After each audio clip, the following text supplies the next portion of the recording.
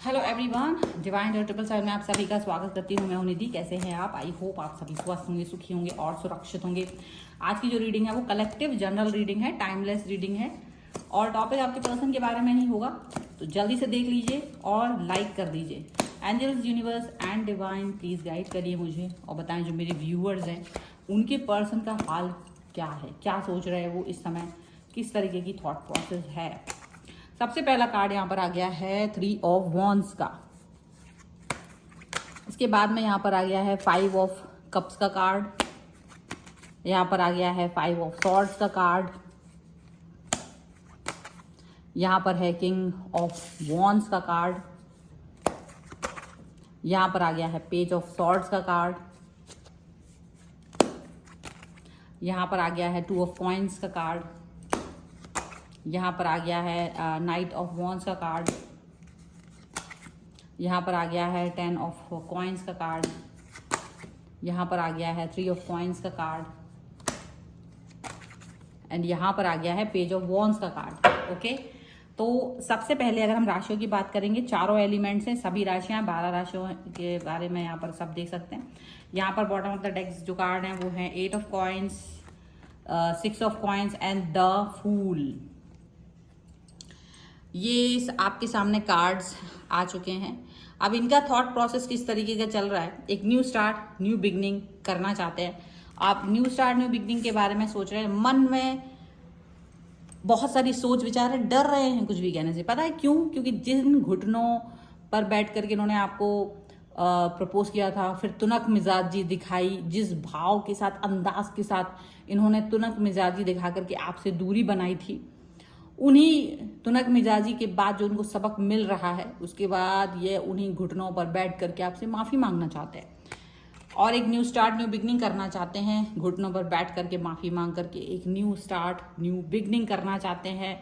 आपकी लाइफ में वापस आना चाहते हैं, बैक करना चाहते हैं। घुटनों के बल बैठ रहे हैं ये हर समय, हर कार्ड में देखो, हर जगह घुटनों पर आ गए हैं और भीख मांग रहे हैं आपसे प्यार की। ये याद रखिएगा, जिस तुनक मिजाजी के साथ ये आपसे डिस्टेंस में गए थे, जिस तरह से आपको छोड़ करके भागे थे ये पर्सन, जिस तुनक मिजाजी के साथ, जिस दिमाग की बददिमागी के साथ में, जिस तरीके के ऑरा के साथ ये आपसे डिस्टेंस में चले गए थे और जिस तरीके का व्यवहार इन्होंने आपके साथ किया था, वो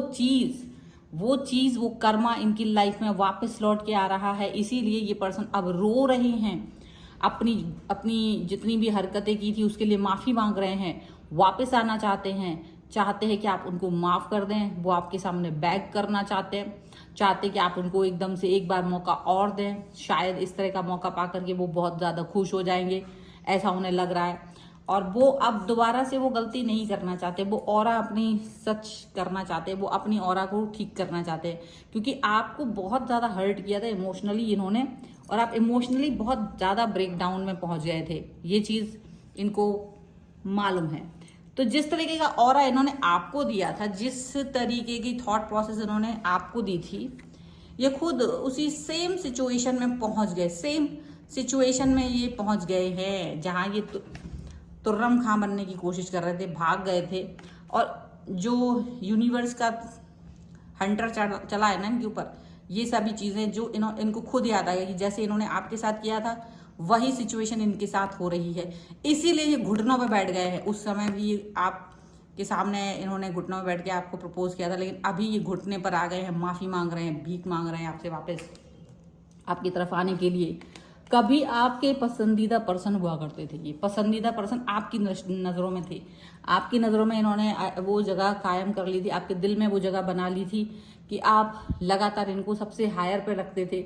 लेकिन आप देख रहे थे कि अचानक से ना ये वो सिचुएशन क्रिएट नहीं कर रहे थे जो कि होनी चाहिए, जो एक पसंदीदा पर्सन की होती है।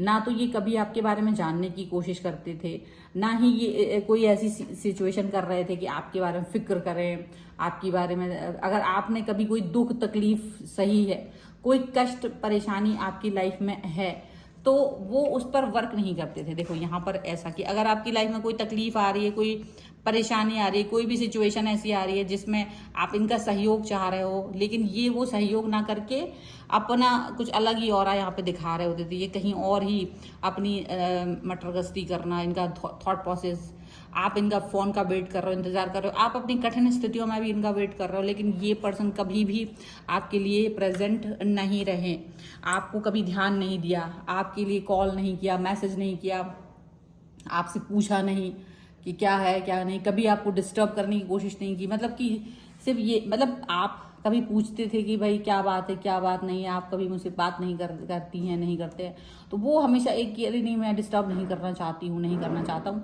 ऐसी बातें, ऐसा एक्सक्यूज दे करके आपसे हमेशा दूरी पर रहना। अगर आपने कभी कोई कष्ट बताया तो बजाय कि उसको समाधान करने के ये वहाँ से निकल जाते थे एक दो शब्द कह के।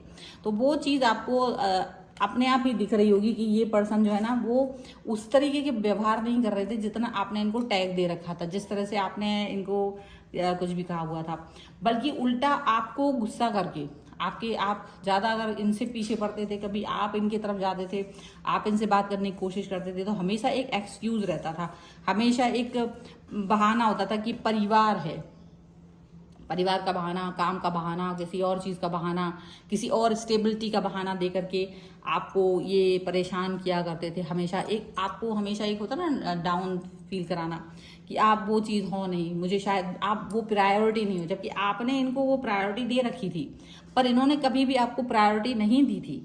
तो वो एक चीज़ आपको हमेशा समझ में आती हुई कि यार मैं वो पर्सन नहीं हूँ, मैं वो प्रायोरिटी वाला पर्सन नहीं हूँ, मैं वो व्यक्ति नहीं हूँ इनकी लाइफ में जो वो फील कर रहे हैं। और यहाँ पर यही बात हो रही थी कि आप अपने आप को जिस तरह से इनकी लाइफ में देखना चाह रहे थे, ये वो चीज़ हो ही नहीं पा रही थी। यहाँ पर ऐसा दिख रहा है।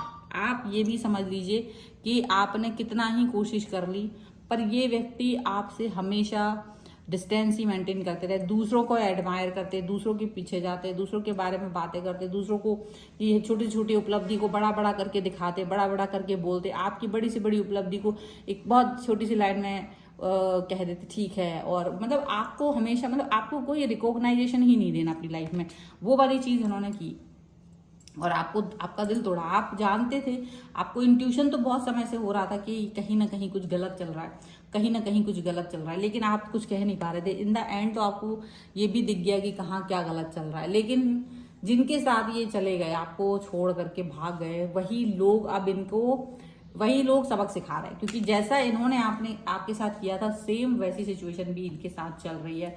इनको भी वही प्रायोरिटी नहीं दी जा रही है, इनकी भी बातों को रिकॉग्नाइज नहीं किया जा रहा है। जो जिस तरीके का इंपॉर्टेंस आप देते थे, जिस तरीके से आप इनके आगे पीछे घूमते थे, जिस तरीके से आप इनको एक महत्वपूर्ण व्यक्ति अपनी लाइफ में समझते थे, वैसा इनको वो चीज़ नहीं मिल रही है। चाहे ये कितना ही डांस कर लें, लेकिन इनका डांस कोई नहीं देख रहा है, इनका डांस कोई नहीं देख रहा, याद रखिएगा।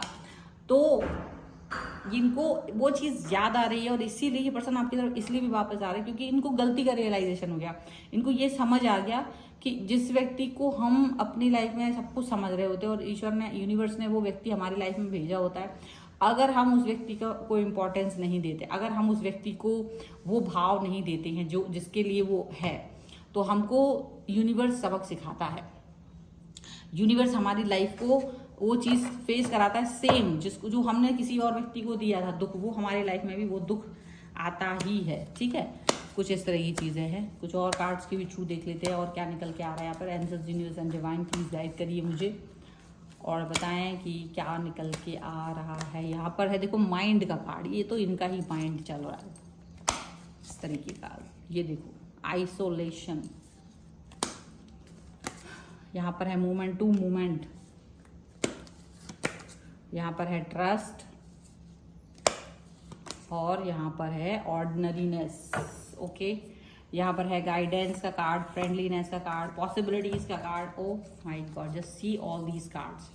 यही चीज, ये जो चीज है देखो पॉसिबिलिटी, ये पर्सन अब आपके साथ आने के लिए हर पॉसिबिलिटीज को देख रहे हैं, खुद वो पॉसिबिलिटीज के बारे में सोच रहे हैं कि यार मैं किसी तरह से इस पर्सन की लाइफ में वापस जा सकूं, किसी भी लेवल पर, चाहे तो वो दोस्ती के ही लेवल पर ही सही, बट आपके साथ कनेक्ट रहना चाहते। पहले तो कोशिश यही करेंगे कि वापस से आप जिस स्थान पर इनको रख रहे थे वही मिल जाए, लेकिन नहीं मिल पाए तो दोस्ती ही सही, बट आपके साथ कनेक्ट रहना चाहते हैं, क्योंकि आपका जो गाइडेंस है, आपका जो सहारा है लाइफ में, वो बहुत महत्वपूर्ण है इनके लिए। ये चीज़ इनको समझ आ गई, ये चीज़ इनको रियलाइज हो गई है।